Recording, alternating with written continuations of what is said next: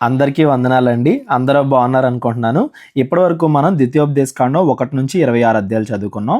దేవుడు ఇజ్రాయేలీల్ని ఐగుప్తు బానిసత్వంలో నుండి విడిపించి వాగ్దాన దేశంలోనికి పంపించబోచుండగా, వాగ్దాన దేశానికి రేపో మాపో వెళ్తారు అనడానికి ముందు, మోషే తాను చనిపోయే ముందు ఇజ్రాయేల్ కొత్త తరం ఇజ్రాయేల్ అందరికి కూడా దేవుడి యొక్క ఆజ్ఞలు, విధులు, వాగ్దాన దేశంలో వీళ్ళు ఎలా బ్రతకాలి, అనేక రకాలైన ఆజ్ఞలు, ఆచారాలు బోధించుకుంటూ వస్తున్నాడు. వాటన్నింటికి ముగింపుగా ఏం చెప్తున్నాడు, ఆ ఆజ్ఞలన్నీ బోధించిన తర్వాత ఏం చెప్తున్నాడు అనేది ఈ ద్వితీయోపదేశకాండం 27వ అధ్యాయం నుండి ఈరోజు మనం చదువుకుంటూ వెళ్దాం. మోషేయు ఇజ్రాయేలీల పెద్దలను ప్రజలతో ఇట్లనిరి, నేడు నేను మీకు విధించుచున్న ధర్మమును మీరు ఆచరింపవలెను.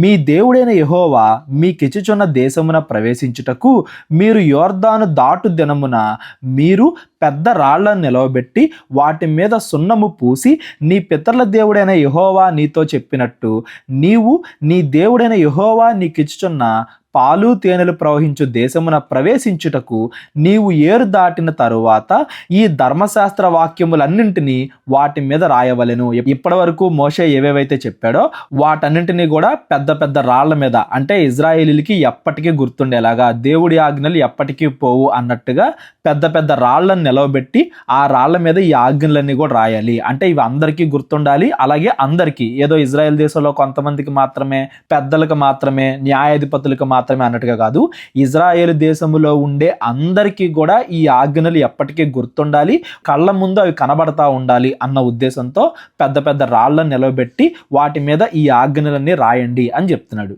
మీరు ఈ యోర్దాను దాటిన తరువాత నేను నేడు మీకు ఆజ్ఞాపించినట్టు ఈ రాళ్లను ఏబాలు కొండ మీద నిలవబెట్టి వాటి మీద సున్నము పూయవలెను.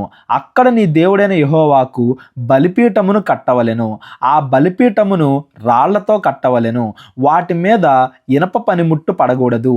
చక్కని రాళ్లతో నీ దేవుడైన యెహోవాకు బలిపీఠము కట్టి దాని మీద నీ దేవుడైన యెహోవాకు దహన బలులను అర్పింపవలెను. చక్కని రాళ్ళు అన్నాడు చూడండి. అంటే ప్రకృతిలో దేవుడు ఎలా అయితే సృష్టించాడో అలాంటి రాళ్లతోనే బలిపీఠం కట్టాలి. అంటే మనకిష్టమైన రూపం దేవుడికి పెడుతున్నాము అన్నట్టుగా కాకుండా, ఏదో విగ్రహాన్ని చెక్కుతున్నాం అన్నట్టుగా కాకుండా, మనుషుల చేత చేయబడిన ఇనప పనిముట్లు వాడకూడదు, మనుషులు ఆ రాళ్లను చెక్కకూడదు, చక్కని రాళ్లతో బలిపీఠం కట్టాలి. ఇవి మనం ముందు అధ్యాయంలో కూడా మాట్లాడుకున్నాం, సంఖ్యాకాండంలో. అలాగా మరలా ఇక్కడ గుర్తు చేస్తున్నాడు, బలిపీఠం కట్టేటప్పుడు ఎలా కట్టాలి, అక్కడ ఏం జ్ఞాపకం చేయాలి, అక్కడ పెద్ద రాయిని నిలవబెట్టి దాని మీద దేవుడి ఆజ్ఞలన్నీ రాయాలి. ఏబాలు కొండ మీద అన్నాడు చూడండి. ఈ ఏబాలు కొండ అనేది గుర్తుపెట్టుకోండి, నేను కింద మరలా చెప్తాను. మరియు నీవు సమాధాన బలులను అర్పించి అక్కడ భోజనము చేసి నీ దేవుడైన యెహోవా సన్నిధిని సంతోషింపవలెను. అక్కడ బలులు అర్పించి, అంటే అదొక పెద్ద కార్యక్రమం లాగా చేయాలి. అక్కడ పెద్ద రాయిని నిలబెట్టి దాని మీద దేవుడిచ్చిన ఆజ్ఞలు రాయడం అంటే అదేదో పెద్ద సెలబ్రేషన్ లాగా చేయాలి, అందరికీ గుర్తుండేలాగా దాన్ని చేయాలి. అక్కడ బలులు అర్పించి వాటిని తినాలి, అక్కడ సంతోషించాలి అని చెప్తున్నాడు. ఈ విధికి సంబంధించిన వాక్యములన్నింటినీ ఆ రాళ్ల మీద బహువిశదముగా రాయవలెను. బహువిశదముగా అంటే ఎక్కడ కూడా డౌట్ లేకుండా, ఎలా అయితే ఇప్పుడు దాకా మోషే చెప్పుకుంటూ వచ్చాడో ఈ ద్వితీయోపదేశకాండం మొత్తం ప్రతి దాన్ని కూడా, ప్రతి ఆజ్ఞని కూడా కేటగిరీ వైజ్గా నీట్గా అందరికీ అర్థమయ్యేలాగా ఆ పెద్ద పెద్ద రాళ్ల పైన ఆ ఆజ్ఞలన్నింటినీ కూడా రాయాలి. మరియు మోషేయు యాజకులైన లేవీయులను ఇజ్రాయేల్ అందరితో ఇట్లనిరి, ఇజ్రాయేలు ప్రజలారా, మీరు ఊరకొని ఆలకించుడి. నేడు మీరు మీ దేవుడైన యెహోవాకు స్వజనమైతిరి గనుక మీ దేవుడైన యెహోవా మాట విని నేడు నేను నీకు ఆజ్ఞాపించు ఆయన కట్టడలను, ఆయన ఆజ్ఞలను గైకొనవలెను. ఏదైతే పెద్ద కార్యక్రమం జరుగుతుందో ఆ సెలబ్రేషన్లో దేవుడా నీ ఆజ్ఞలన్నీ కూడా మేము గైకొంటాము అని ఇజ్రాయేల్ అందరూ కూడా ఒప్పుకుంటున్నారు అని దాని అర్థం. రాళ్ల మీద రాస్తున్నారు అంటే ఎప్పుడైతే దేవుడి ఆజ్ఞలను మనం పాటిస్తాము అని మనం ఒప్పుకుంటామో అప్పుడు మనం దేవుడికి స్వజనం అవుతాం. అంటే దేవుడికి సంబంధించిన జనాలం అవుతాం. దేవుడికి మాట ఇచ్చాం కాబట్టి ఖచ్చితంగా ఆ మాట ఫాలో అవ్వాలి, అంటే ఆయన చెప్పిన ఆజ్ఞల ప్రకారంగా నడుచుకోవాలి అని దీని భావం. ఇజ్రాయిల్ ఎప్పుడూ కూడా దేవుడి స్వజనమే. అయితే వీళ్ళు కొత్త తరం వాళ్ళు కదా, వాగ్దాన దేశం వెళ్ళిన తర్వాత అది మర్చిపోకుండా ఉండడానికి ఈ విధంగా కార్యక్రమం అనేది దేవుడు పెడుతున్నాడు. నెక్స్ట్, ఆ దినమందే మోషే ప్రజలకు ఆజ్ఞాపించినదేమనగా, మీరు యోర్దాను దాటిన తరువాత షిమ్యోను, లేవి, యూదా, ఇస్సాకారు, యోసేపు, బెన్యామీను గోత్రముల వారు ప్రజలను గూర్చి దీవెనా వచనములు పలుకుటకై గెరిజీము కొండ మీద నిలవవలెను. రూబేను, గాదు, ఆషేరు, జెబూలూను, దాను, నఫ్తాలి గోత్రముల వారు శాపవచనములు పలుకుటకై ఏబాలు కొండ మీద నిలవవలెను. 2 కొండలు ఇజ్రాయెల్ దేశంలో, వాగ్దాన దేశంలో పెద్ద పెద్ద కొండలు ఏవైతే ఉంటాయో అటువైపు కొండ, ఇటువైపు కొండ. గెరిజీం అనే కొండ దగ్గర కొన్ని గోత్రాల వాళ్ళు, ఏబాలు అనే కొండ మీద కొన్ని గోత్రాల వాళ్ళు. ఇజ్రాయేలీల 12 గోత్రాలని కూడా 2 భాగాలు చేసి ఒక భాగం ఏమో గెరిజీము కొండ దగ్గర దీవెన వచనాలను పలకాలి, ఇంకొక భాగం ఏమో ఏబాలు కొండ దగ్గర శాపవచనాలు పలకాలి. దీవెన, శాపం ఈ 2 జ్ఞాపకం చేసుకోవాలి దేవుడి గురించి. భయము, భక్తి. దేవుడు అంటే భక్తి ఉండాలి, భయం కూడా ఉండాలి. తప్పు చేస్తే దేవుడు మనల్ని శిక్షిస్తాడు అనే భయం ఉండాలి. మనం దేవుడి ఆజ్ఞల ప్రకారంగా బ్రతికితే దేవుడు మనల్ని ఆశీర్వదిస్తాడు, దీవిస్తాడు అనే నమ్మకం ఉండాలి. 2 కూడా ఇంపార్టెంటే అన్న ఉద్దేశంతో ఇజ్రాయెల్ని 2 భాగాలు చేసి ఒక భాగం వాళ్ళేమో గెరిజీం అని కొండ దగ్గర ఉండండి, ఇంకొక భాగం వాళ్ళేమో ఏబాలను కొండ మీద ఉండండి. వాళ్ళు దీవెనా వచనాలు పలకాలి, వీళ్ళు శాపవచనాలు పలకాలి. దీవెవచనాలు, శాపవచనాలు అంటే దేవుడు ఇలా ఇస్తే మిమ్మల్ని ఆశీర్వదిస్తాడు అని ఏవేవైతే ఆజ్ఞలు చెప్పబడ్డాయో అవన్నీ కూడా దీవెన వచనాలు. ఇలా చేస్తే దేవుడు మిమ్మల్ని శిక్షిస్తాడు అని వేటి గురించి అయితే దేవుడు హెచ్చరించాడో అవన్నీ కూడా శాపవచనాలు అంతని అర్థం. అప్పుడు లేవీలు యెహోవాకు హేయములుగా శిల్పి చేతులతో మలచిన విగ్రహమునే గాని పోత విగ్రహమునే గాని చేసి చాటున ఉంచువాడు శాపగ్రస్తుడు అని ఎలుగెత్తి ఇజ్రాయెల్ అందరితో చెప్పగా ఆమెన్ అనవలెను. అంటే లేవీలు ఏం చేస్తారంటే దేవుడి ఆజ్ఞలను గుర్తు చేస్తారు ఆ కొండ మీద.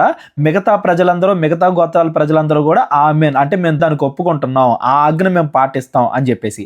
లేవీలేమో ఆజ్ఞలు గట్టిగా చదువుతారు బయటికి, ఇజ్రాయెల్ అందరూ కూడా ఆమెన్ అని చెప్పాలి. మొదటి మాట దేంతో స్టార్ట్ అవుతుంది?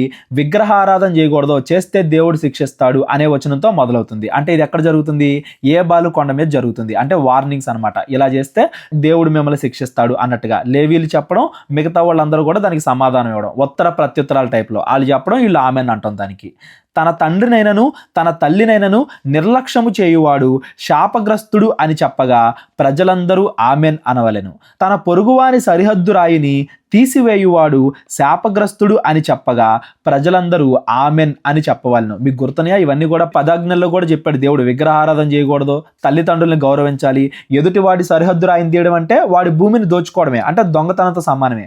దొంగతనం చేయకూడదు. అలా ఎవరు దేవుడికి విరోధంగా ప్రవర్తించినా కానీ వాళ్ళందరూ కూడా శాపగ్రస్తులు అని లేవీలు చెప్పడం, ఇజ్రాయెల్ అందరూ కూడా ఆమెన్ అంటాం. అంటే మేము దానికి ఒప్పుకుంటున్నాం, మేము బ్రతుకుతాం మంచిగా దేవుడి ఆజ్ఞల ప్రకారంగా అన్నట్టుగా. గుడ్డివాని త్రోవను తప్పించువాడు శాపగ్రస్తుడు అని చెప్పగా ప్రజలందరూ ఆమెన్ అని అనవలెను. గుడ్డివాళ్ళు కానీ, కుంటివాళ్ళు కానీ, ఎవరైతే వికలాంగులు ఉంటారో వాళ్ళని హేళన చేయడం, వాళ్ళని మోసం చేయడం, చులకనగా మాట్లాడడం, అలాంటి వాళ్ళు కూడా శాపగ్రస్తులు. పరదేశికే గాని, తండ్రి లేని వారికే గాని, విధవరాలికే గాని న్యాయము తప్పి తీర్చువాడు శాపగ్రస్తుడు అని చెప్పగా ప్రజలందరూ ఆమెన్ అనవలెను. న్యాయంగా తీర్పు తీర్చాలి. తన తండ్రి భార్యతో శయనించువాడు తన తండ్రి కోకను విప్పినవాడు గనుక వాడు శాపగ్రస్తుడు అని చెప్పగా ప్రజలందరూ ఆమెన్ అనవలెను. ఇజ్రాయెల్ కుటుంబంలో, ఆ కుటుంబంలో ఉండే వాళ్ళ మధ్య, దగ్గర బంధువుల మధ్య వ్యభిచార కార్యక్రమాలు, లైంగిక కార్యక్రమాలు జరగకూడదని ముందధ్యాయంలో చాలా డీటెయిల్ గా చెప్పాడు దేవుడు. ఒకే కుటుంబం వాళ్ళని పెళ్లి చేసుకోవడం, వాళ్ళతో లైంగికంగా కలవడం, శయనించడం ఇలాంటివి చేస్తే వాళ్ళు కూడా శాపగ్రస్తులు. మిగతా వాళ్ళందరూ కూడా ఆమెన్ అనవలెను. ఏ జంతువుతోనైనను శయనించువాడు శాపగ్రస్తుడు అని చెప్పగా ప్రజలందరూ ఆమెన్ అనవలెను. జంతువులు, కనానీల ఆచారాలు వాటిలో మునిగిపోకూడదు. తన సహోదరితో అనగా తన తండ్రి కుమార్తెతోనే గాని, తన తల్లి కుమార్తెతోనే గాని శయనించువాడు శాపగ్రస్తుడు అని చెప్పగా ప్రజలందరూ ఆమెన్ అనవలెను. తన అత్తతో శయనించువాడు శాపగ్రస్తుడు అని చెప్పగా ప్రజలందరూ ఆమెన్ అనవలెను. చాటున తన పొరుగువాణ్ణి కొట్టువాడు శాపగ్రస్తుడు అని చెప్పగా ప్రజలందరూ ఆమెన్ అనవలెను. ఎవరికి కనబడకుండా చేసినా కానీ దేవుడు శిక్షిస్తాడు. ప్రజలు చూడలేకపోవచ్చు, దేవుడు చూస్తూ ఉంటాడు కదా, ఎప్పుడు దేవుడికి తెలుస్తూ ఉంటాయి కదా అన్నీ కూడా. రహస్యముగా ఏదైనా తప్పు చేసినా కానీ దేవుడు శిక్షిస్తాడు, వాడు శాపగ్రస్తుడు. నిర్దోషికి ప్రాణహాని చేయుటకు లంచము పుచ్చుకొని వాడు శాపగ్రస్తుడు అని చెప్పగా ప్రజలందరూ ఆమెన్ అనవలెను. ఈ విధికి సంబంధించిన వాక్యములను గైకొనక పోవుట వలన వాటిని స్థిరపరచని వాడు శాపగ్రస్తుడు అని చెప్పగా ప్రజలందరూ ఆమెన్ అనవలెను. కేవలం చేయొద్దు అన్నవి చేయడం మాత్రమే కాదు, చెయ్యమన్నవి చేయకపోవడం కూడా తప్పే. దేవుడి ఆజ్ఞలను నిరాకరించిన వాడు శాపగ్రస్తుడు అని చెప్పగా ప్రజలందరూ ఆమెన్ అని చెప్పవలెను. ఇప్పటి వరకు మనం లేవీకాండం, సంఖ్యాకాండం, ద్వితీయోపదేశ ద్వితీయోపదేశకాండం వీటన్నింటిలో చదువుకున్న ఆజ్ఞలన్నింటికి కూడా ఇవన్నీ కూడా సైడ్ హెడ్డింగ్స్ లాంటివి. ఇవన్నీ కూడా ఇజ్రాయెల్ జ్ఞాపకం చేసుకోవాలి, ఆ రాళ్ల మీద రాయాలి, అక్కడ ఒక పెద్ద సెలబ్రేషన్ లాగా చేసుకోవాలి. లేవీలు చదువుతూ ఉంటే ప్రజలందరూ వాటికి ఆమెన్ ఆమెన్ చెప్పాలి. ఇవన్నీ కూడా దేవుడు ఇక్కడ బోధిస్తున్నాడు. వాగ్దాన దేశంలో వీళ్ళందరూ దేవుడి ఆజ్ఞల ప్రకారంగా బ్రతకాలి అనే ఉద్దేశంతో. ద్వితీయోపదేశకాండము 28వ అధ్యాయం. నీవు నీ దేవుడైన యెహోవా మాట శ్రద్ధగా విని నేడు నేను నీకు ఆజ్ఞాపించుచున్న ఆయన ఆజ్ఞలన్నింటినీ అనుసరించి నడుచుకొనిన ఎడల నీ దేవుడైన యెహోవా భూమి మీదున్న సమస్త జనుల కంటే నిన్ను హెచ్చించును. 27వ అధ్యాయంలోనేమో శాపవచనాలు వాటి గురించి మాట్లాడుకున్నాం కదా, ఏబాలు కొండ దగ్గర, అలాగే గెరిజీము కొండ దగ్గర దీవెన వచనాలు. ఒకవేళ మీరు దేవుడి ఇష్ట ప్రకారంగా బ్రతికితే దేవుడు మిమ్మల్ని దీవిస్తాడు, ఆశీర్వదిస్తాడు అని సేమ్ ప్రొసీజర్ అక్కడ కూడా చేయాలి. అక్కడ కూడా లేవీలు మాట్లాడుతుంటే ఇజ్రాయెల్ ఆమెన్ అని చెప్పాలి. ఇదంతా కూడా ఆ 2 కొండల దగ్గర కూడా జరగాలి. ఇజ్రాయెల్కి దేవుడి యొక్క 2 లక్షణాలు జ్ఞాపకం ఉండాలి. ఒక పక్కన దేవుడు దీవిస్తాడు, మంచిగా బ్రతికితే ఆశీర్వదిస్తాడు అనేది జ్ఞాపకం ఉండాలి. తప్పు చేస్తే దేవుడు శిక్షిస్తాడు అనేది కూడా జ్ఞాపకం ఉండాలి. 27వ అధ్యాయంలోనేమో ఒకవేళ దేవుడికి విరోధంగా బ్రతికితే వచ్చే శాపాల గురించి మనం మాట్లాడుకున్నాం. 28వ అధ్యాయంలోనేమో దీవెనల గురించి చెప్తున్నాడు. మీరు దేవుడికి ఇష్ట ప్రకారంగా బ్రతికితే దేవుడు మిమ్మల్ని హెచ్చిస్తాడు, ఆశీర్వదిస్తాడు, దీవిస్తాడు. నీవు నీ దేవుడైన యెహోవా మాట వినిన ఎడల ఈ దీవెనలన్నీయు నీ మీదికి వచ్చి నీకు ప్రాప్తించును. నీవు పట్టణములో దీవింపబడుదువు, పొలములో దీవింపబడదు. పట్టణంలో పొలములో అంటే నువ్వు చేసే ప్రతి పనిలోనూ దేవుడు దీవిస్తాడు అన్నట్టుగా. నీ గర్భఫలము, నీ భూఫలము, నీ పశువుల మందలు, నీ దుక్కిటెద్దులు, నీ గొర్రె మేకల మందలు దీవింపబడును. నీ గంపయు పిండి పిసుకు నీ తొట్టెయు దీవింపబడును. నీవు లోపలికి వచ్చినప్పుడు దీవింపబడుదువు, వెలుపలికి వెళ్ళినప్పుడు దీవింపబడుదువు. నీ ప్రయాణాల్లో, నీ ఇంట్లో, నువ్వు చేసే పనుల్లో, నీ వ్యాపారాల్లో, జాబుల్లో అన్నింటిలో కూడా దేవుడు మిమ్మల్ని దీవిస్తాడు. ఎప్పుడంటే దేవుడిచ్చిన ఆజ్ఞల ప్రకారంగా మనం బ్రతికినప్పుడు.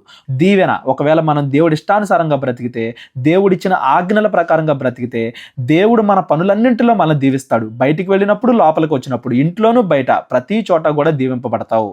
నీ మీద పడు నీ శత్రువులను యెహోవా నీ ఎదుట హతమగునట్లు చేయును. నీ శత్రువులు నిన్ను ఏమి చేయకుండా దేవుడు నిన్ను కాపాడతాడు. వేరొక త్రోవను నీ మీదకి బయలుదేరు వచ్చి 7 త్రోవల నీ ఎదుట నుండి పారిపోవుదురు. వెనకాల నుంచి నీకు తెలియకుండా వచ్చి నీకు హాని చేద్దాము అని ప్రయత్నించినా గానీ దేవుడు వాళ్ళని చెదరగొట్టేస్తాడు. నీకు ఏ హాని జరగకుండా వాళ్ళు పారిపోయేలాగా చేస్తాడు. ఎప్పుడు? దేవుడి ఆజ్ఞల ప్రకారంగా బ్రతికినప్పుడు. నీ కొట్లలోను నీవు చేయు ప్రయత్నములన్నింటిలోనూ నీకు దీవెన కలుగునట్లు యెహోవా ఆజ్ఞాపించును. నీ దేవుడైన యెహోవా నీకిచ్చుచున్న దేశములో ఆయన నిన్ను ఆశీర్వదించును. నీవు నీ దేవుడైన యెహోవా ఆజ్ఞలను అనుసరించి ఆయన మార్గములో నడుచుకొనిన ఎడల యెహోవా నీకు ప్రమాణము చేసి ఉన్నట్లు ఆయన తనకు ప్రతిష్ఠిత జనముగా నిన్ను స్థాపించును. ఎప్పటికీ కూడా దేవుడికి ఇష్టమైన జనాంగంగానే ఉంటాం. దేవుడు ఆశీర్వదిస్తానే ఉంటాడు. ఎప్పుడు? దేవుడి ఆజ్ఞల ప్రకారంగా మనం బ్రతికినప్పుడు. చాలా మంది ఏం చేస్తారంటే ఇళ్లలో కానీ, న్యూ ఇయర్ రోజు వాగ్దానాలు తీసుకోవడంలో కానీ అన్నింటిలోనూ కేవలం దీవెనా వచనాలు మాత్రమే జ్ఞాపకం చేసుకుంటారు. కేవలము దీవెనా వచనాలు కాదు, శాప వచనాలు కూడా మనం ఎప్పటికప్పుడు జ్ఞాపకం చేసుకుంటా ఉండాలి.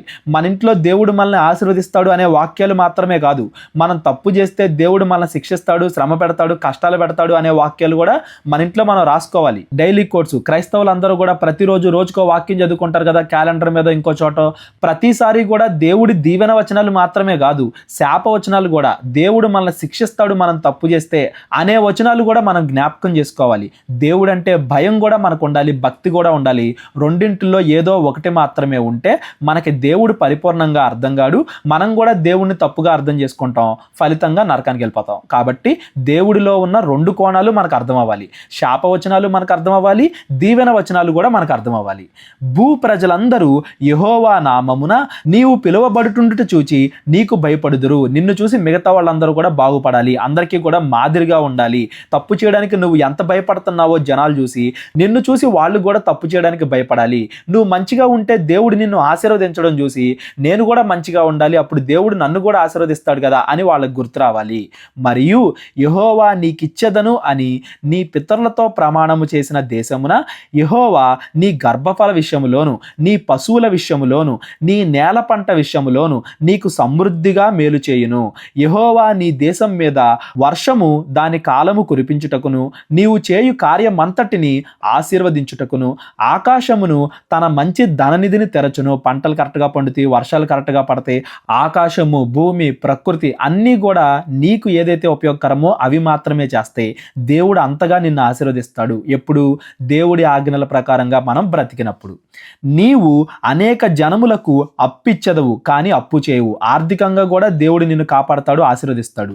నేడు నేను మీకు ఆజ్ఞాపించే మాటలన్నింటిలో దేని విషయముల్లో కుడికి గాని ఎడమకి గాని తొలగి అన్య దేవతలను అనుసరింపకయు వాటిని పూజింపకయు ఉన్న ఎడల నీవు అనుసరించి నడుచుకొనవలెనని నేడు నేను నీకు ఆజ్ఞాపించుచున్న నీ దేవుడైన యెహోవా ఆజ్ఞలను విని వాటిని అనుసరించి గైకొనిన ఎడల యెహోవా నిన్ను తలగా నియమించును గాని తోకగా నియమించడు. ఈ తల తోక అనే మాటలు గుర్తుపెట్టుకోండి.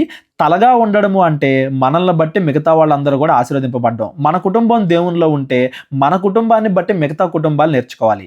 ఇజ్రాయెల్ దేవుడి ఇష్ట ప్రకారంగా బ్రతికితే ఇజ్రాయెల్ని బట్టి మిగతా అన్ని జనులందరూ కూడా వీళ్ళని ఫాలో అవ్వాలి. కేవలం దేవుడు మనల్ని దీవిస్తాడు అని మాత్రమే మనం గుర్తుపెట్టుకోకూడదు.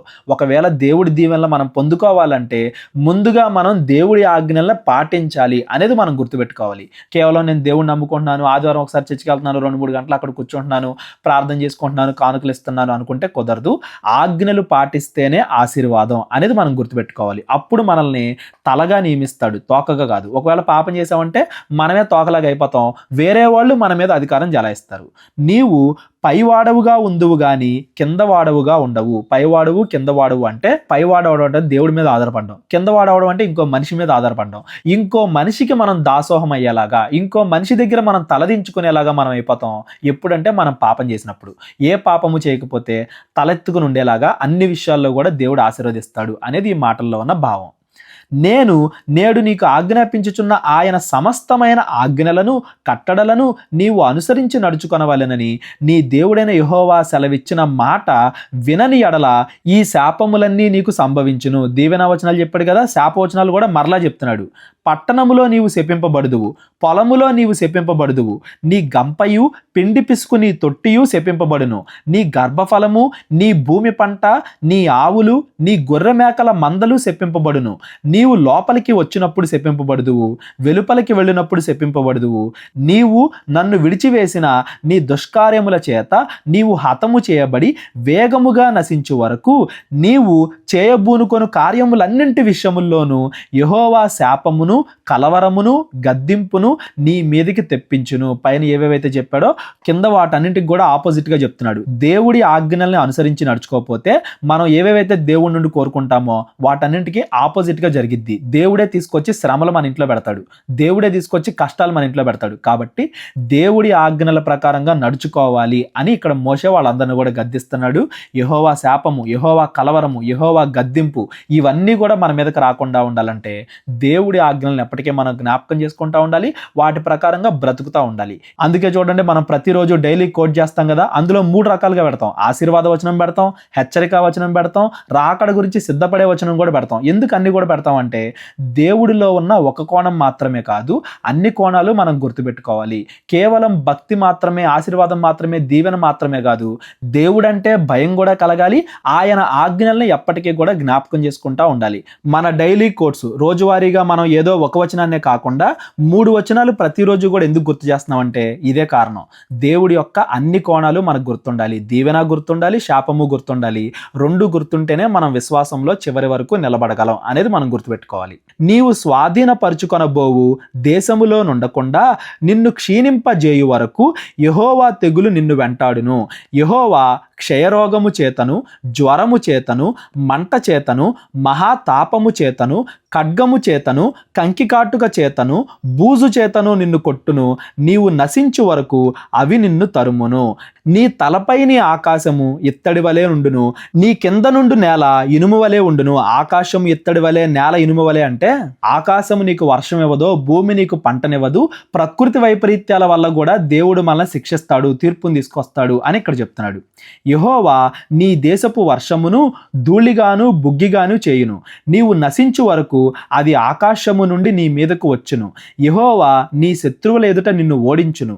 ఒక్క మార్గమున వారి ఎదుటికి బయలుదేరి నీవు 7 మార్గముల వారి ఎదుట నుండి పారిపోయి భూరాజ్యములన్నింటిలోనూ ఇటు అటు చెదరగొట్టబడదువు. పైన ఎలా అయితే చెప్పాడో దానికి ఆపోజిట్ లో చెప్తున్నాడు. ఒకవేళ మన దేవుడి ఇష్ట ప్రకారంగా బ్రతికితే మన శత్రువులు మన ఎదుట నుండి పారిపోతారు. ఒకవేళ మనం దేవుడికి వ్యతిరేకంగా బ్రతికితే వాళ్ళు వచ్చి మనల్ని బానిసలుగా చేసుకుంటారు, మనం పారిపోవాల్సి వస్తుంది వాళ్ళ దగ్గర నుండి. అటు ఇటు చెదరగొట్టబడదురు. మీకు దేవుడు పాలు తేనెలు ప్రవహించే దేశాన్ని ఇస్తున్నాడు, అక్కడ నుండి మిమ్మల్ని మరలా చెదరగొట్టేస్తాడు, మీరు మరలా బానిసలైపోతారు దేవుడి ఆజ్ఞల ప్రకారంగా బ్రతకకపోతే అని మోషే ఇక్కడ వాళ్ళందరినీ కూడా హెచ్చరిస్తున్నాడు.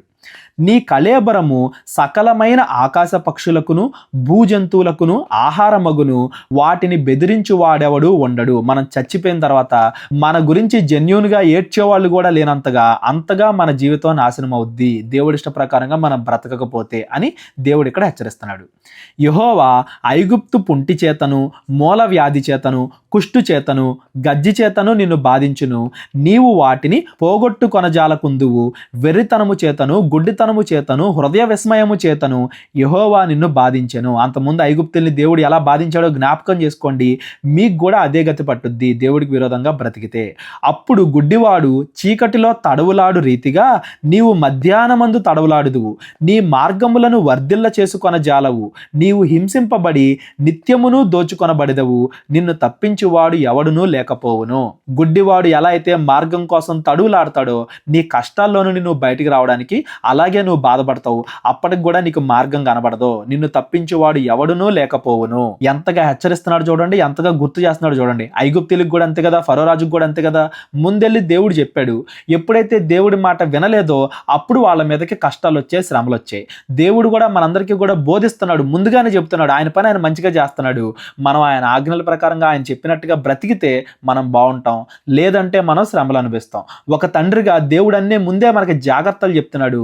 అయినా కానీ మనం దేవుడికి విరోధంగా బ్రతికితే మన గతి ఏమవుద్ది అనేది ఈ అధ్యాయం మనలందరినీ కూడా హెచ్చరిస్తుంది. నెక్స్ట్, స్త్రీని ప్రధానము చేసుకొందువు గాని వేరొకడు ఆమెను కూడును, ఇల్లు కట్టుకొందువు గాని దానిలో నివసింపవు, ద్రాక్ష తోట నాటుదువు గాని దాని పండ్లు తినవు, నీ ఎద్దు నీ కన్నుల ఎదుట వధింపబడును గాని దాని మాంసము నీవు తినవు, నీ గాడిద నీ ఎదుట నుండి బలాత్కారము చేత కొనిపోబడి నీ యొద్దకు మరలా తేబడదు. ఇజ్రాయెల్ మీదకి వేరే వాళ్ళు వచ్చి యుద్ధం చేశారనుకో, దేవుడు వీళ్ళని గెలిపించలేదనుకో, వీళ్ళ పరిస్థితి ఏమైపోద్ది? వాళ్ళు చెడ్డవాళ్ళకే ఇజ్రాయెల్ని దేవుడు అప్పగిస్తున్నాడు కాబట్టి వాళ్ళు ఇజ్రాయెల్ ప్రజలను నాశనం చేస్తారు, ఇజ్రాయేల్ భూమిని నాశనం చేస్తారు, ఇజ్రాయేల్ పశువుల్ని నాశనం చేస్తారు. మీరు చేసేది ఏమీ ఉండదు. అది మీ మీదకి దేవుడు తీసుకొచ్చే తీర్పు. చెడ్డవాళ్ళకి మిమ్మల్ని అప్పగించేస్తాడు దేవుడు అని దాని అర్థం. నీ గొర్రె మేకలు నీ శత్రువులకు ఇయ్యబడును, నిన్ను రక్షించువాడు ఎవడునూ ఉండడు. నీ కుమారులు నీ కుమార్తెలు అన్యజనమునకు ఇయ్యబడుదురు. వారి నిమిత్తము నీ కన్నులు దినమెల్లా చూచి క్షీణించిపోవును గాని నీ చేత నేమియు కాకపోవును. వాళ్ళు మిమ్మల్ని ఎంతగా హింసిస్తారు. ఇజ్రాయేలీలు ఫ్యూచర్ లో వెళ్ళబోయే బబులోను అష్షూరు చెర్ల గురించి దేవుడు ఇక్కడ ముందుగానే హెచ్చరిస్తున్నాడు. మీరు మంచిగా బ్రతకపోతే చెడ్డవారికి మిమ్మల్ని అప్పగించేస్తాను, వాళ్ళు మిమ్మల్ని బాధిస్తారు, అది మీ మీదకి తీసుకురాబోయే తీర్పు అని దేవుడు ముందుగానే వెళ్ళని హెచ్చరిస్తున్నాడు. నెక్స్ట్, నీ వెరుగని జనము నీ పొలము పంటను నీ కష్టార్జితం అంతయు తినివేయును. నువ్వు కష్టపడతావు కానీ ఫలితం దక్కదో. నీ కష్టార్జితము నీ శత్రువులు తింటారు. నీవు హింసను బాధను మాత్రమే నిత్యము పొందుదువు. నీ కన్నుల ఎదుట జరుగుదాన్ని చూచుట వలన నీకు వెర్రి ఎత్తును, పిచ్చి పట్టిద్ది, నీకేం చేయాలో తెలియక. యెహోవా నీ అరికాలు మొదలుకొని నీ నడినెత్తి వరకు మోకాళ్ల మీదను తొడల మీదను కుదరని చెడుపుండ్లు పుట్టించి నిన్ను బాధించును.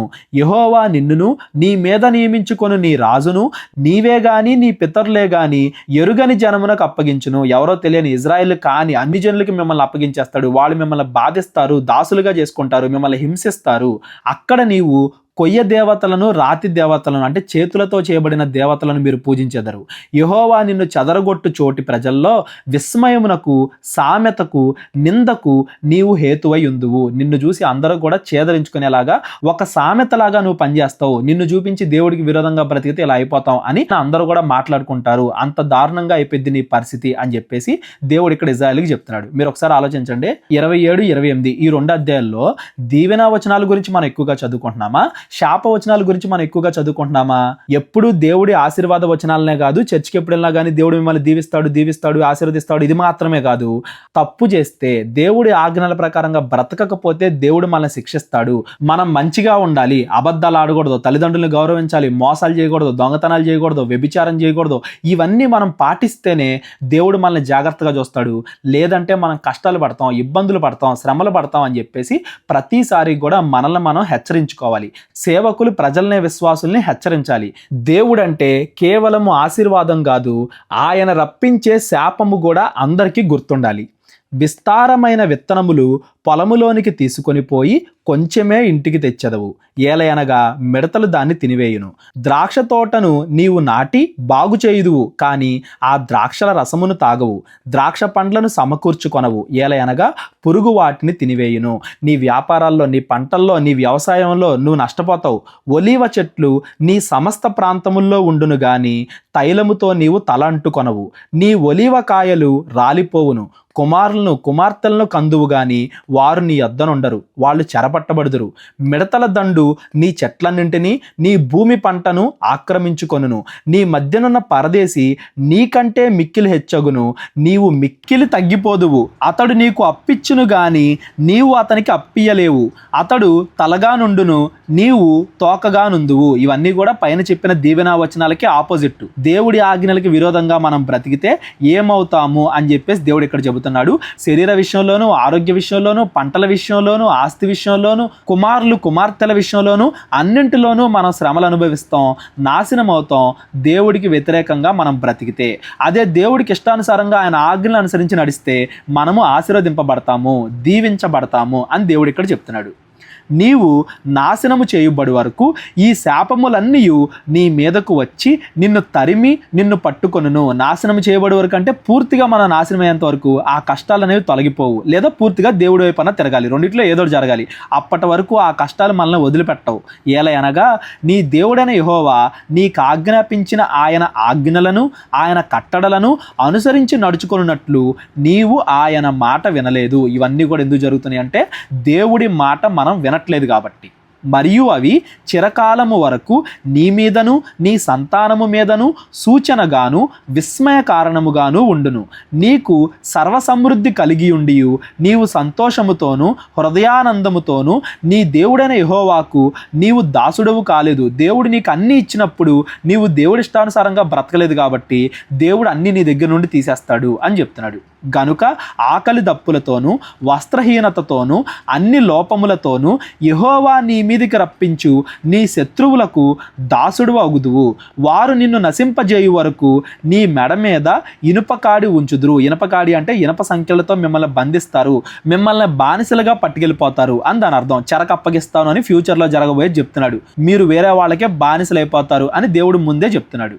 యెహోవా దూరమై ఉన్న భూదిగంతముల నుండి ఒక జనమును, అనగా నీకు రాని భాష కలిగిన జనమును, క్రూరముఖము కలిగి వృద్ధులను యవనస్తులను కటాక్షింపని జనమును గద్ద ఎగిరి వచ్చినట్లు నీ మీదకి రప్పించును. బబులోను గురించి, అష్షూరు గురించి మాట్లాడుతున్నారు. వాళ్ళు ఎంత చెడ్డవాళ్ళో మీకు తెలీదు, అలాంటి వాళ్ళకి మిమ్మల్ని అప్పగిస్తాను. నిన్ను నశింపజేయు వరకు నీ పశువులను నీ పొలముల ఫలమును వారు తినివేతురు. నిన్ను నశింపజేయు వరకు ధాన్యమునే గాని, ద్రాక్షరసమునే గాని, తైలమునే గాని, పశువుల మందనే గాని, గొర్రె మేకల మందలనే గాని నీకు నిలవనీయరు. మరియు నీవు ఆశ్రయించిన ఉన్నత ప్రాకారములు గల నీ కోటలు పడువరకును నీ దేశమందంతటయు నీ గ్రామములన్నింటిలోనూ వారు నిన్ను ముట్టడి వేయుదురు. నీ దేవుడైన యెహోవా నీకిచ్చిన నీ దేశమంతటను నీ గ్రామములన్నింటిలోనూ నిన్ను ముట్టడి వేయుదురు. పాలు తేనెలు ప్రవహించే దేశం అని ఎంత గొప్పగా మనం మాట్లాడుకుంటున్నామో ఆ దేశం మొత్తం నశించిపోయిద్ది, ఆ దేశం మొత్తం బానిసత్వంలోకి వెళ్ళిపోయిద్ది. దేవుడు అందరికీ తీర్పును తీసుకొస్తాడు. అప్పుడు ముట్టడిలోను నీ శత్రువులు నిన్ను పెట్టు ఇబ్బందిలోను నీ గర్భఫలమును, అనగా నీ దేవుడైన యెహోవా నీకిచ్చిన నీ కుమారుల యొక్కయు నీ కుమార్తెల యొక్కయు మాంసమును తిందువు. తినడానికి ఆహారం కూడా లేనంతగా అంతగా అయిపోద్ది పరిస్థితి. అంత దారుణమైన స్థితిలోకి ఇజ్రాయేలు వెళ్ళిపోతారు దేవుడి ఆజ్ఞల ప్రకారంగా వాళ్ళు బ్రతకకపోతే అనేది దేవుడు ఇక్కడ హెచ్చరిస్తున్నాడు. మీలో బహుమృదువైన స్వభావమును అతి సుకుమారమును గల మనుష్యుని కన్ను తన సహోదరుని ఎడలను, తన కౌగిటి భార్య ఎడలను, తాను చంపక విడుచు తన కడమ పిల్లల ఎడలను చెడ్డదైనందున అతడు తాను తిను తన పిల్లల మాంసములో కొంచెమైనను ఎవడికి పెట్టడు. ఆకలికి అంతగా అలమటించే పరిస్థితి వస్తుంది అని దాని భావం. వీటిని కేవలం అక్షరానుసారంగా తీసుకోకండి, దాని భావాన్ని తీసుకోండి. పోలుస్తూ చెప్తున్నాడు, ఆ బబులోనీలు అశ్షూరీలు వాళ్ళంత చెడ్డవాళ్ళు, వాళ్ళ ఆచారాలే మీకు కూడా అలవాటు అవుతాయి, వాళ్ళ చెడ్డ క్రియలే మీకు కూడా అలవాటు అవుతాయి, తినటానికి ఆహారం లేనంత దీన స్థితికి మీరు అందరూ కూడా వెళ్ళిపోతారు అని దాని భావం. వీటి గురించి వీళ్ళు చెరలోకి వెళ్ళిపోయినప్పుడు మనం మరలా మాట్లాడుకుందాం. అక్కడ ఈ ఆజ్ఞలన్నీ కూడా మరలా గుర్తు చేసి నేను మరలా మీ అందరికి కూడా ఎక్స్ప్లెయిన్ చేస్తాను. మనం చదువుకుంటూ వెళ్దాం. ఏలయనగా మీ శత్రువులు మీ గ్రామములన్నింటి యందు మిమ్మును ఇరుకుపరచుట వలను ముట్టడి వేయుట వలనను వానికి మిగిలినదేమీ ఉండదు. నీ గ్రామములలో నీ శత్రువులు నిన్ను ఇరుకుపరచుట వలను ముట్టడి వేయుట వలనను ఏమీ లేకపోవుట చేత మీలో మృదుత్వమును అతి సుకుమారమును కలిగి మృదుత్వము చేతను అతి సుకుమారము చేతను నేల మీద తన అరికాలు మోప తెగింపని స్త్రీ తన కాళ్ల మధ్య నుండి పడు మావిని తాను కనబోవు పిల్లలను తాను రహస్యముగా తినవలనని తన కౌగిటి పెనిమిటి ఎడలనైనను తన కుమారుని ఎడలనైనను తన కుమార్తె ఎడలనైనను కటాక్షము చూపకపోవును. ఎంత డీటెయిల్గా ఎక్స్ప్లెయిన్ చేస్తున్నాడు చూడండి దేవుడు. ఎంత మృదువైన వాళ్ళైనా, కష్టాలను ఎప్పుడు చూడని వాళ్ళైనా కానీ మీరు మీ మీదగా నేను రప్పించే ఉగ్రత ఎంత ఎక్కువగా ఉంటుంది అంటే, స్త్రీ పిల్లలను కనేటప్పుడు పడే మావి దాన్ని కూడా మీరు తినాలి అనుకుంటారు. అంతగా మీరు ఆకలికి అలమటించిపోయే పరిస్థితి వస్తుంది. ఒక మనిషి ఇంకొక మనిషిని చంపి తినాలి అనుకునే పరిస్థితి వస్తుంది అనేది ఈ మాటల యొక్క భావం. దేవుడు ఎంతగా హెచ్చరిస్తున్నా కానీ ఇజ్రాయేలీలు మరలా దేవుడికి విరోధంగా బ్రతికారా? ఎలా బ్రతికారు? ఎలా చెరలోనికి వెళ్ళిపోయారు? ఇవన్నీ కూడా రాజుల గ్రంథాలు, దినవృత్తాంతాల గ్రంథాలు అవన్నీ చదివేటప్పుడు మనం ఎక్స్ప్లెయిన్ చేసుకుందాం. దేవుడు ముందుగానే హెచ్చరిస్తున్నాడు. మీరు మంచిగా బ్రతికితే దేవుడు మిమ్మల్ని ఆశీర్వదిస్తాడు. మీరు దేవుడికి విరోధంగా పాపాలు చేస్తూ బ్రతికితే దేవుడు మీ మీదకి తీర్పును తీసుకొస్తాడు అనేది ఈ మాటల యొక్క భావం.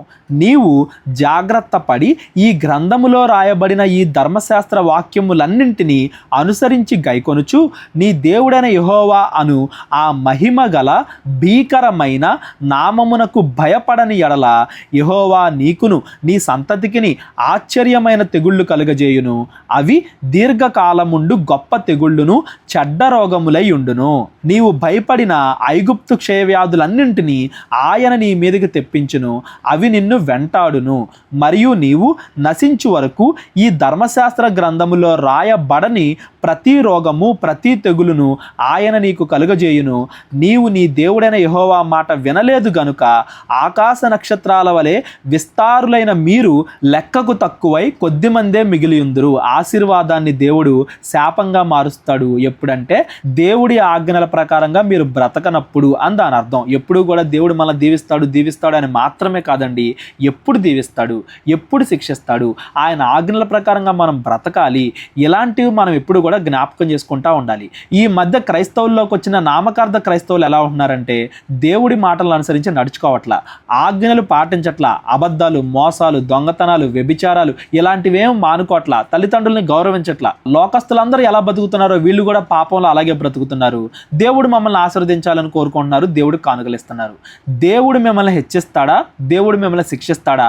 మీ జీవితాన్ని బట్టి మీరు క్వశ్చన్ చేసుకోండి అని మోషే రాస్తున్న ఈ అధ్యాయం ద్వారా మనకు అర్థం అవ్వాలి. మన జీవితాన్ని మనం క్వశ్చన్ చేసుకోవాలి. మనకి దేవుడు అంటే ఏ ఒపీనియన్ ఉంది? దేవుడు అంటే భయము భక్తి రెండు ఉన్నాయా? కేవలము దేవుణ్ణి మనల్ని ఆశీర్వదించే వ్యక్తిలాగే మనం చూస్తున్నామా అనేది మనం ప్రశ్నించుకోవాలి. ఇజ్రాయేలీలకి వాళ్ళు వాగ్దాన దేశం గురించి ఇవ్వబడుతున్నప్పటికీ ఈ ఆజ్ఞలు దాని భావాన్ని మాత్రం ఈ రోజుకి మనం అర్థం చేసుకోవాలి. మనం దేవుడి ఆజ్ఞల ప్రకారంగా బ్రతికితే మనం బాగుంటాం, పరలోకానికి వెళ్తాం. దేవుడి ఆజ్ఞలకి వ్యతిరేకంగా బ్రతికితే నరకానికి వెళ్ళిపోతాం. ఆ నరకం మనం ఊహించలేనంత దారుణంగా ఉంటుంది. దాన్ని మనం తట్టుకోలేము, ఆ బాధను మనం భరించలేము అని నరకానికి భయపడాలి. దేవుడు అంటే భక్తి ఉండాలి, భయం ఉండాలి, రెండు ఉండాలి. అప్పుడే మనం విశ్వాసంలో మంచిగా ఉండగలం అనేది ఈ అధ్యాయంలోని మాటల ద్వారా మనం గమనించాలి. కాబట్టి మీకు మేలు చేయుచు మిమ్మును విస్తరింపజేయుటకు మీ దేవుడైన యెహోవా మీ అందు ఎట్లు సంతోషించునో అట్లు మిమ్మును నశింపజేయుటకు మిమ్మును సంహరించుటకు యెహోవా సంతోషించును. గనుక నీవు స్వాధీనపరుచుకొనుటకు ప్రవేశించుచున్న దేశములో నుండి పెళ్లగింపబడుదువు. దేవుడు మనల్ని ఆశీర్వదిస్తాడు, తప్పు చేస్తే శిక్షిస్తాడు కూడా, న్యాయం తీరుస్తాడు. దేవుడు న్యాయం తీర్చే విషయంలోనూ ఆశీర్వదించే విషయంలోనూ రెండింటిలోనూ వెనకడుగు వేసేవాడు కాదు. కాబట్టి కాబట్టి జాగ్రత్తగా ఉండండి అని మోషే తాను చనిపోయే ముందు ఇజ్రాయెల్ అందరినీ కూడా హెచ్చరిస్తున్నాడు. దేశము యొక్క ఈ కొన మొదలుకొని ఆ కొన వరకు సమస్త జనములోనికి యెహోవా నిన్ను చెదరగొట్టును. అక్కడ నీవైనను నీ పితరులైనను ఎరుగని కొయ్యవియు రాతివియు అయిన అన్య దేవతలను పూజింతురు. ఆ జనములో నీకు నెమ్మది కలుగదు, నీ అరికాలికి విశ్రాంతి కలుగదు. అక్కడ యెహోవా హృదయ కంపమును నేత్ర క్షీణతయు మనోవేదనయు నీకు కలుగజేయును. నీకు ఎల్లప్పుడూ ప్రాణభయము కలిగి ఉండును. నీవు రేయింబవళ్ళు భయపడుదువు. నీ ప్రాణము నీకు దక్కునను నమ్మకము నీకు ఏమీయూ ఉండదు.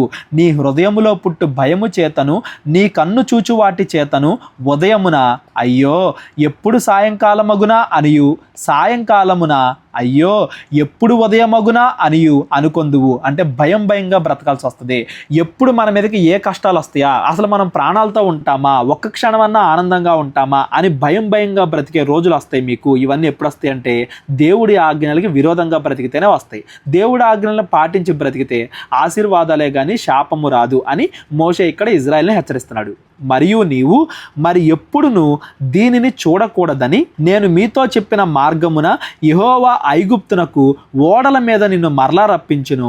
అక్కడ మీరు దాసులుగాను దాసీలుగాను మీ శత్రువులకు మిమ్మును మీరు అమ్మజూపు కొందురు గాని మిమ్మును కొనువాడు ఒకడేనను ఉండరు. ఈ బాధలను తప్పించుకోవడానికి నేను దాసుడిగా ఉంటాను, కావాలంటే ఇజ్రాయెల్ దగ్గరికి వెళ్ళి మళ్ళా బానిసగా బ్రతుకుతాను అని నిన్ను నువ్వు అమ్ముకుందాం అని ప్రయత్నించినా కానీ నిన్ను కొనేవాడు ఒకడు కూడా ఉండడు. అంతగా దేవుడి తీర్పు మీ మీదకి వస్తుంది. కాబట్టి మీరు దేవుడి ఆజ్ఞల ప్రకారంగా బ్రతకండి, దేవుడి ఆజ్ఞలను నిర్లక్ష్యం చేయొద్దు అని చెప్పేసి మోషే వీళ్ళందరినీ కూడా హెచ్చరిస్తున్నాడు. వాగ్దాన దేశంలోకి వెళ్ళబోయే ముందే ఇవన్నీ కూడా దేవుడు చెప్తున్నాడు. ఎందుకంటే వాగ్దాన దేశం వెళ్ళిన తర్వాత వీళ్ళు వాటిని మర్చిపోకూడదు అన్న ఉద్దేశంతో. ఇవన్నీ కూడా పెద్ద పెద్ద రాళ్ల మీద రాసుకోండి, రాళ్ల మీద చెక్కండి, కొండల మీద ఉండాలి, అవి అందరికీ కనబడాలి, అక్కడ అందరూ వాటి గురించి మాట్లాడుకోవాలి అని దేవుడి ఆజ్ఞలన్నీ కూడా మోషే ద్వారా ఇజ్రాయెల్కి ఇప్పిస్తున్నాడు అనేది మనం జ్ఞాపకం చేసుకోవాలి. ద్వితీయోపదేశ కాండం 29వ అధ్యాయం కూడా ఈరోజు మనం చదువుకుందాం. ఎందుకంటే ఈ 29వ అధ్యాయం అనేది ఈ దీవెన వచనాలకి శాపవచనాలకి ముగింపులాగా ఉంటుంది. 29వ అధ్యాయం కూడా ఈరోజు మనం చదువుకుందాం. 30 నుండి రేపొద్దున మనం చదువుకుందాం. ఈ కంక్లూజన్ ఏంటి, దీవెన వచనాలకి శాపవచనాలకి కంక్లూజన్ ఏంటి అనేది చూద్దాం. యెహోవా హోరేబులో ఇజ్రాయిలతో చేసిన నిబంధన కాక ఆయన మోయాబు దేశములో వారితో చేయుమని మోషేకు ఆజ్ఞాపించిన నిబంధన వాక్యములు ఇవే. మొదటి తరం అంటే వీళ్ళ పితరుల తరంతో ఆ సీనాయి కొండ దగ్గర దేవుడు నిబంధన చేసుకున్నాడు కదా, ఈ కొత్త తరం వాళ్ళకి కూడా దేవుడి ఆజ్ఞలన్నీ కూడా గుర్తు చేస్తున్నాడు. ఇంకా ఈ కొత్త తరం వాళ్ళకి దేవుడు ఫైనల్గా చెబుతున్న ఆజ్ఞలు ఏంటంటే ఇవే అని చెప్తున్నాడు మోషే. ఏంటవి? మోషే ఇజ్రాయెల్ అందరినీ పిలిచి వారితో ఇట్లనెను, యెహోవా మీ కన్నుల ఎదుట ఐగుప్తు దేశమున ఫరోకును అతని సేవకులందరికీ అతని సమస్త జనమునకును చేసినదంతయు అనగా గొప్ప శోధనలు, సూచక క్రియలు, మహత్కార్యములు మీరు కన్నులారా చూచితిరి. అయినను గ్రహించు హృదయమును చూచు కన్నులను విను చెవులను యెహోవా నేటి వరకు మీకు ఇచ్చి ఉండలేదు. ఐగుప్తీయులకి దేవుడు ఎలా తీర్పు తీర్చాడో మీరు చూశారు కదా, మీ కళ్ళారా మీరు చూశారు కదా. అయినా ఇజ్రాయేలు పూర్తిగా మారలేదు. ఏం చేశారు ఇజ్రాయేలీలు? నేను మీ దేవుడైన యెహోవానని మీరు తెలుసుకొనున్నట్లు 40 సంవత్సరములు నేను మిమ్మును అరణ్యములో నడిపించి తిని. మీ బట్టలు మీ ఒంటి మీద పాతగిలిపోలేదు, మీ చెప్పులు మీ కాళ్లను పాతగిలిపోలేదు. మీరు రొట్టె తినలేదు, ద్రాక్షరసమే గాని మద్యమే గాని తాగలేదని యెహోవా సెలవిచ్చుచున్నాడు. ఇప్పటికే మీరు వాగ్దాన దేశానికి వెళ్ళలేదు అంటే మీరు చేసిన పాపాలే కదా కారణం. 40 సంవత్సరాలు మీరు అరణ్యంలోనే ఉన్నారు, మీకు ఇంకా దేవుడి దీవెన దేవుడి శాపం ఈ రెండు మీకు అర్థం కాలేదా? 40 సంవత్సరాలు మీరు అరణ్యంలోనే ఉన్నా కానీ దేవుడు మిమ్మల్ని జాగ్రత్తగా పోషిస్తున్నాడు, ఏనాటి ఆహారం ఆయన ఇస్తున్నాడు, ఆయన ప్రేమ మీకు అర్థం కాలేదా? ఆయన ప్రేమ, ఆయన దీవెన, ఆయన తీర్పు ఇవన్నీ కూడా మీరు జ్ఞాపకం చేసుకోండి అని చెప్పేసి మోషే ఇజ్రాయేలుకి గుర్తు చేస్తున్నాడు. మీరు ఈ చోటికి చేరినప్పుడు హెష్బోను రాజైన సీహోనును బాషాను రాజైన ఓగును యుద్ధమునకు మన మీదికి రాగా మనము వారిని హతము చేసి వారి దేశమును స్వాధీనపరుచుకొని రూబేనీలకును గాదీలకును మనషే అర్ధగోత్రపు వారికిని దాన్ని స్వాస్థ్యముగా ఇచ్చితిమి. కాబట్టి మీరు చేసినదంతయు చక్కగా జరుగునట్లు ఈ నిబంధన వాక్యములను అనుసరించి నడుచుకొనవలెను. ఇదే బెస్ట్ ఎగ్జాంపుల్. మనం మంచిగా బ్రతికితే దేవుడు మనకి తోడుంటాడు అనడానికి ఇప్పుడు మనం నుంచున్న ఈ నేలే సాక్ష్యం. ఇప్పుడు మనం నుంచున్న ఈ నేలని రూబేనీలకు, గాదీలకు, మనష్షే గోత్రంలో సగం వారికి అందరికీ కూడా ఇచ్చాడు కదా దేవుడు. అలాగే మీకు కూడా వాగ్దాన దేశాన్ని ఇస్తాడు. అందులో మిమ్మల్ని మంచిగా చూసుకుంటాడు. ఎప్పుడు? మీరు దేవుడి ఆజ్ఞల ప్రకారంగా బ్రతికినప్పుడు. ఇప్పటిదాకా కేవలం మాటలతో చెప్పాడు. 27, 28 అధ్యాయాల్లో మొత్తం అంతా థియరీ. ఈ 29వ అధ్యాయంలో ప్రాక్టికల్ ఎగ్జాంపుల్స్ చూపిస్తూ చెప్తున్నాడు. అటు ఇజ్రాయెల్ని ఉదాహరణగా చూపిస్తున్నాడు, ఇటు ఇజ్రాయేలీల 40 సంవత్సరాల అరణ్య ప్రయాణాన్ని ఉదాహరణగా చూపిస్తున్నాడు. ఇప్పుడు వీళ్ళు గెలిచి స్వాధీనపరుచుకున్న వాగ్దాన దేశంలో కొంత భాగాన్ని ఉదాహరణగా చూపించి చెప్తున్నాడు. ఈ ఉదాహరణలన్నీ, ఈ ఎగ్జాంపుల్స్ అన్ని చూస్తుంటే మీకు అర్థం కావట్లేదా? దేవుడి తీర్పు ఎలా ఉంటుందో, దేవుడి ప్రేమ ఎలా ఉంటుందో, దేవుడి దీవెన ఎలా ఉంటుందో మీకు అర్థం కావట్లేదా అని చెప్పేసి మోషే ఇజ్రాయెల్ అందరినీ కూడా అడుగుతున్నాడు. నీ దేవుడైన యెహోవా నీతో చెప్పిన ప్రకారముగాను, నీ పితరులైన అబ్రహాము, ఇస్సాకు, యాకోబులతో ప్రమాణము చేసిన ప్రకారముగాను నేడు నిన్ను తనకు స్వజనముగా నియమించుకొని తానే నీకు దేవుడై ఉండునట్లు నీ దేవుడైన యెహోవా నేడు నీకు నియమించుచున్న నీ దేవుడైన యెహోవా నిబంధనలోను ఆయన ప్రమాణము చేసిన దానిలోను నీవు పాలు పొందుటకై ఇజ్రాయేల్లో ప్రతివాడు, అనగా మీలో ముఖ్యులేమి, మీ గోత్రపు వారేమి, మీ పెద్దలేమి, మీ నాయకులేమి, మీ పిల్లలేమి, మీ భార్యలేమి, మీ పాలెములో ఉన్న పరదేశులేమి, నీ కట్టెలను నరుకువారు మొదలుకొని నీ నీళ్లు తోడువారి వరకును మీరందరూ నేడు మీ దేవుడైన యెహోవా సన్నిధి నిలిచి ఉన్నారు. నేను మీతో మాత్రము కాదు, ఇక్కడ మనతో కూడా నుండి నేడు మన దేవుడైన యెహోవా సన్నిధి నిలిచి ఉన్న వారితోనూ, ఇక్కడ నేడు మనతో కూడా నుండని వారితోనూ ఈ నిబంధన ప్రమాణమును చేయుచున్నాను. కేవలం ఇజ్రాయిల్ కాదు, ఇజ్రాయెల్ మధ్యలో నివసించే వాళ్ళైనా, పరదేశులైనా, ఎవరైనా, ఫ్యూచర్లో పుట్టబోయే వాళ్ళైనా, వాగ్దాన దేశములో ఉన్న ప్రతి ఒక్కళ్ళు కూడా ఈ ఆజ్ఞలు పాటించాలి. ఎవరికీ ఎక్సెప్షన్ లేదు. ఈ ఆజ్ఞల నుండి ఎవరు అతీతులు కాదు, అందరూ వీటిని పాటించాలి. ఇప్పుడున్న వాళ్ళు, ఫ్యూచర్లో పుట్టబోయే వాళ్ళు అందరూ వీటిని పాటించాలి అని చెప్పేసి మోషే ఇక్కడ చెప్తున్నాడు. మనము ఐగుప్తు దేశమందు ఎట్లు నివసించితిమో, మీరు దాటి వచ్చిన జనముల మధ్య నుండి మనము ఎట్లు దాటి వచ్చితిమో మీరు ఎరుగుదురు. దేవుడు మన మధ్య ఎన్నో అద్భుత కార్యాలు చేశాడు, అవన్నీ మీకు తెలుసు. వారి హేయ క్రియలను, కర్రతోనూ, రాతితోనూ, వెండితోనూ, బంగారముతోనూ చేయబడిన వారి విగ్రహములను మీరు చూచితిరి గదా. ఆ జనముల దేవతలను పూజించుటకు మన దేవుడైన యెహోవా యొద్ద నుండి తొలగు హృదయములు గల పురుషుడే గాని, స్త్రీయే గాని, కుటుంబమే గాని, గోత్రమే గాని నేడు మీలో ఉండకుండునట్లును, మరణకరమైన దుష్కృత్యమునకు అట్టి మూలమైనది మీలో ఉండకుండునట్లును నేడు ఈ నిబంధనను మీతో చేయుచున్నాను. మూల కారణం, ప్రతిదానికి కూడా మూల కారణం ఏంటంటే విగ్రహారాధన, దేవుడి మీద విశ్వాసము లేకపోవడం. ప్రతిదానికి కూడా మూల కారణం అదే. కాబట్టి విగ్రహారాధన జోలికి మీరు పోకండి, మీరు తప్పు చేయకండి. ఒకవేళ తప్పు చేస్తే మరలా దేవుడి ఎదుట పశ్చాత్తాపడండి. అంతేగాని లోకం అనేక రకాలుగా ఆకర్షించింది. అపవాది మళ్ళీ పాపంలో పడవేయడానికి అనేక రకాలుగా లోకం వైపు, విగ్రహారాధన వైపు ఆకర్షించింది. మీరు అలా తిరిగిపోవద్దు అని దేవుడు చెప్తున్నాడు. విగ్రహారాధన అంటే కేవలం అన్యుల దేవతలు, దేవుళ్ళని మాత్రమే కాదండి. దేవుడి కంటే మనకి ఏది ఎక్కువైనా కానీ అది విగ్రహారాధనే. దేవుడి కంటే సినిమాలు, సీరియళ్ళు, షికార్లు ఎక్కువయ్యాయి అనుకోండి, అది కూడా విగ్రహారాధనే. దేవుడి కంటే ఫోన్లు, టీవీలు ఎక్కువయ్యాయి అనుకోండి, అది కూడా విగ్రహారాధనే. దేవుడి కంటే చెడు అలవాట్లు, మందు, సిగరెట్ ఇలాంటివి ఎక్కువయ్యాయి అనుకోండి, అది కూడా విగ్రహారాధనే. దేవుడి కంటే ఏది కూడా ఎక్కువ అవ్వకూడదు. దేవుడి మీద విశ్వాసాన్ని కోల్పోవడమే సకల దుర్నీతికి మూలము. ఎన్ని కష్టాలు మనం పడుతున్నామన్నా కానీ వాటికి మూల కారణం ఏంటంటే మనం దేవుడికి దూరం అవడమే అనేది ఇక్కడ మోషే ఇజ్రాయెల్ అందరికి చెప్తున్నాడు. కాబట్టి క్లోజింగ్, విగ్రహారాధన చేయకూడదు అనే దాంతో క్లోజ్ చేస్తున్నాడు.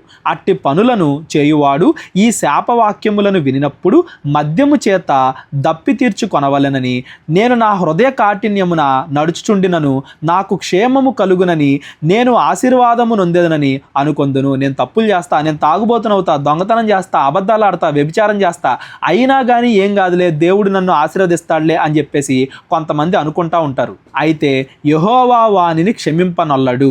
అట్టివాడు మీలో నుండిన ఎడల నిశ్చయముగా యెహోవా కోపమును ఓర్వమియు ఆ మనుష్యుని మీద పొగరాజును ఈ గ్రంథములో రాయబడిన శాపములన్నీ వాడికి తగులును. ఎవడైతే నేను పాపం చేస్తూ ఉంటాను అయినా కానీ దేవుడు నన్ను దీవిస్తాడులే, నాకేది కాదులే అనుకుంటాడో అట్టి వాడిని దేవుడు శిక్షిస్తాడు, నరకానికి వెళ్ళిపోతారు. ఈ శాపాలన్నీ కూడా, ఇప్పుడు చెప్పబడిన కష్టాలన్నీ కూడా వాళ్ళకు వస్తాయి అని చెప్పేసి మోషే ఇక్కడ చెప్తున్నాడు. యెహోవా అతని పేరు ఆకాశము కింద నుండకుండా తుడిచివేయును. ఎన్నిసార్లు గద్దించినను విననివాడు మరి తిరుగు లేకుండా హఠాత్తుగా మరణిస్తాడు, నరకానికి వెళ్ళిపోతాడు. ఈ ధర్మశాస్త్ర గ్రంథములో రాయబడిన నిబంధన శాపములన్నింటినీ బట్టి వానికి కీడు కలుగుటకై యెహోవా ఇజ్రాయేల్ గోత్రములన్నింటిలో నుండి వాణ్ణి వేరుపరచును. ఎవడైతే చెడ్డవాడు ఉంటాడో దేవుడు వాళ్ళని మంచి వాళ్ళలో నుండి విడదీస్తాడు, వాడికి వీడికి తీర్పు తీరుస్తాడు అని దాని అర్థం. సంఘంలో కూడా ఈరోజు చర్చిలో కూడా అంతే, మంచివాళ్ళు చెడ్డవాళ్ళు అందరూ కలిసి ఉంటారు, కానీ దేవుడు చెడ్డవాళ్ళని విడదీస్తాడు, అందరూ కూడా నరకానికి వెళ్ళిపోతారు అని ఆ భయం కలిగి మనం మారాలి, మారు మనసు పొందాలి అని మోషే ఇక్కడ ఈ మాటల ద్వారా చెప్తున్నాడు. కాబట్టి మీ తరువాత పుట్టు మీ సంతతి వారును, దూరదేశము నుండి వచ్చి పరదేశులను, సమస్త జనములను, ఆ దేశము యొక్క తెగుళ్లను, యెహోవా దాని మీదకు తెప్పించిన సంకటమును చూచి వారు యెహోవా తన కోపోద్రేకము చేత నశింపజేసిన సొదొమ గొమొర్రా అద్మా సెబోయీముల వలె దానిలో ఏ కూరయు మొలవకయు ఉండట చూచి యెహోవా దేన్ని బట్టి ఈ దేశమునిట్లు చేసెనో ఈ మహాకోపాగ్నికి హేతువేమో అని చెప్పుకొందురు. వీళ్ళు ఎంత పాపంలో పడిపోతే దేవుడు వీళ్ళని ఎంతగా శిక్షించాడు, వీళ్ళు ఎంతగా దేవుడికి విరోధంగా బతికితే ఇంత నాశనకరమైన శ్రమలు వీళ్ళ మీదకి తెప్పించాడు అని జనాలందరూ కూడా మిమ్మల్ని చూసి దేవుడికి భయపడతారు. మరియు వారు వారి పితరుల దేవుడైన యెహోవా ఐగుప్తు దేశములో నుండి వారిని రప్పించిన తరువాత ఆయన తమతో చేసిన నిబంధనను వారు నిరాకరించిరి. తాము ఎరుగని అన్య దేవతలను, ఆయన వారికి నియమింపని దేవతలను పూజించి వాటికి నమస్కరించిరి. కనుక ఈ గ్రంథములో రాయబడిన శాపములన్నింటినీ ఈ దేశము మీదకి తెప్పించుటకు దాని మీద యెహోవా కోపము రగులు కొనెను. ఇదిగో వీళ్ళు దేవుడికి విరోధంగా విగ్రహారాధనకు దగ్గరయ్యారు, దేవుడు నియమించిన పదాజ్ఞలను వీరు మీరారు, అందుకే దేవుడు వీళ్ళని ఈరోజు ఇలా శిక్షిస్తున్నాడు అని వాళ్ళందరూ కూడా అనుకుంటారు. యెహోవా తన కోపోద్రేకము చేతను అత్యాగ్రహము చేతను తమ దేశములో నుండి వారిని పెళ్లగించి నేడున్నట్లుగా వారిని వెళ్ళగొట్టి పరదేశం పాలు చేసెను. రహస్యములు మన దేవుడైన యెహోవాకు చెందును. అయితే మనము ధర్మశాస్త్ర వాక్యములన్నింటినీ అనుసరించి నడుచుకున్నట్లు బయలుపరచబడినవి ఎల్లప్పుడూ మనవియు మన సంతతి వారివియు అగునని చెప్పుదురు. రహస్యాలు దేవుడికి వదిలేండి. అంటే ఆయన దేవుడు ఎలా శిక్షిస్తాడు, ఏ సమయంలో ఏ తీర్పుని ఎలా తీసుకొస్తాడు, ఎవరి ద్వారా శిక్షిస్తాడు, ఇలాంటి రహస్యాలన్నీ కూడా దేవుడి. ఎలా తీర్పు తీరుస్తాడో అదంతా కూడా దేవుడిది, దేవుడి ఇష్టం. మనం మాత్రం ఏం చేయాలంటే మనకు ఏవైతే చెప్పబడ్డాయో, ఏవైతే బయలుపరచబడినవో, ఏవైతే ఆజ్ఞలు దేవుడు మనకి ఇచ్చాడో వాటన్నిటినీ కూడా అనుసరించి మనం నడుచుకోవాలి. ఇవి మనవి. వీటిని మీరు నడుచుకుంటే అంటే దేవుడికి విరోధంగా తయారైతే అప్పుడు మనల్ని దేవుడు ఎలా శిక్షిస్తాడో మనకే తెలీదు, అంత దారుణంగా దేవుడు శిక్షిస్తాడు అని మీరందరూ కూడా దేవుడికి భయపడండి అని మోషే ఇక్కడ ఇజ్రాయేలుతో చెప్తున్నాడు. మనం కూడా వీటి భావాన్ని గమనించాలి. ద్వితీయోపదేశకాండం 30వ అధ్యాయం నుండి రేపొద్దున మనం మాట్లాడుకుందాం. ఎల్లుండితో ఈ ద్వితీయోపదేశకాండం కంప్లీట్ అయిపోద్ది. ఆ తర్వాత ఇజ్రాయేలు వాగ్దాన దేశంలో ఎలా ప్రవేశించారు అనేది యెహోషువ పుస్తకంలో మనం చదువుకుందాం. ఈ రోజు మనం చదువుకున్న ఈ 27, 28, 29 ఈ 3 అధ్యాయాల్లో కూడా దేవుడు మన ముందు 2 చాయిస్లు పెడుతున్నాడు. ఒకటి దీవెన, 2 శాపము. మీరు దేవుడి ఆజ్ఞలను అనుసరించి దీవెన పొందుకుంటారా, దేవుడికి వ్యతిరేకంగా బ్రతికి శాపం కష్టాలను కొని తెచ్చుకుంటారా? వీటి అల్టిమేట్ భావం దీవెన అంటే పరలోకాన్ని పొందుకోవడం, శాపము అంటే నరకాన్ని పొందుకోవడం. దేవుడికి ఇష్టానుసారంగా బ్రతికి పరలోకం వెళ్తారా, దేవుడికి వ్యతిరేకంగా బ్రతికి నరకం వెళ్తారా అనే చాయిస్ ఈ 3 అధ్యాయాల ద్వారా మనం గమనించాలి. మనం దేవుడి ఆజ్ఞలను అనుసరించి నడుచుకోవాలి, పరలోకానికి వెళ్ళాలి, కష్టాల నుండి శ్రమల నుండి మనల్ని విడిపించమని దేవుడి దగ్గర మనం ప్రాధేయపడాలి. అన్నింటికన్నా ముఖ్యంగా దేవుడి ఆజ్ఞలు మనం అనుసరించి నడుచుకుంటేనే దేవుడు మనల్ని ఆశీర్వదిస్తాడు అనేది మనం గుర్తుపెట్టుకోవాలి. ఇవన్నీ కూడా మీకు అర్థమైంది అనుకుంటున్నాను.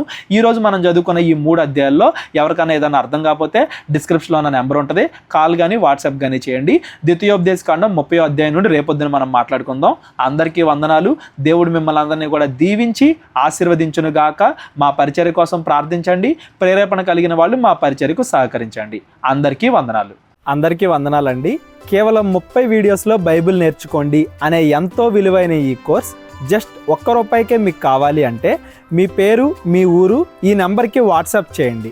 ఈ కోర్సులో ఏ విషయాలు ఉంటాయో ముందుగానే తెలుసుకోవడానికి ఈ వీడియో పాస్ చేసి టాపిక్స్ అన్నీ చదువుకోండి. క్రైస్తవులందరూ ఈ బైబిల్ కోర్స్ వినాలి అని మేము కోరుకుంటున్నాం. అందరినీ దేవుడు దీవించును గాక. ఆమెన్.